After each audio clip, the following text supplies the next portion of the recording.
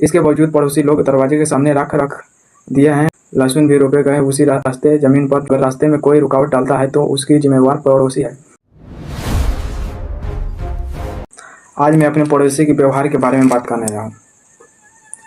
मुझे किसी को गाली देने या किसी को विवाद करने में नहीं आया हूँ। सबसे पहली बात, हमारे घर के दरवाजे के सामने 4 वर्ष पहले से रख दी गई है। यह तस्वीर वर्ष 2019 की है। अब हम आते हैं 2026 का तस्वीर में। आप ये देख सकते हैं, ये 2026 में हमारे दरवाजे के सामने कितना रख फेंक दिया गया है। पड़ोसी लोगों को कितना ही समझाने की कोशिश कीजिए, लेकिन समझने वालों में से नहीं है। ये 2026 की स्थिति देख सकते हैं।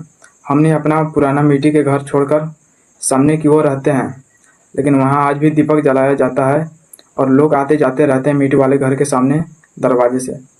इसके बावजूद पड़ोसी लोग दरवाजे के सामने रख दिए हैं और हमारे दरवाजे के सामने से आते जाते रहते हैं। जब कोई इस बारे में पूछता है तो अलग अलग बातें बनाई जाती है। दूसरी बात, जब हम अपने घर का पिलर गबड़ा खान रहे थे तो पड़ोसियों ने कहा कि 10 फीट रास्ता छोड़कर गबड़ा खान। हमने उनके बात मानकर अपनी ज़मीन से 10 फीट रास्ता छोड़ दिया। फिर कुछ महीनों के बाद उसी रास्ते पर कब्जा करने लगे।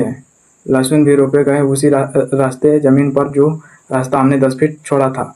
अब बोलता है कि रास्ता उत्तर दक्षिण दिशा से देना चाहिए, तो रास्ता क्यों छुड़वाया गया?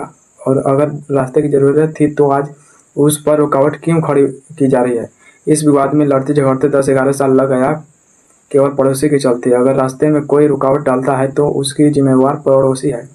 तीसरा बात, पड़ोसी ने अपनी ज़मीन को पूरा तरह घेर रखा है। हमारी ज़मीन में चल कर आती जाती है, लेकिन आज तक हमने नहीं बोलने गया। अगर आप एक डेंग उसके ज़मीन पर रखिए, ये गारंटी देते हैं कि वो बोलेगा आपको।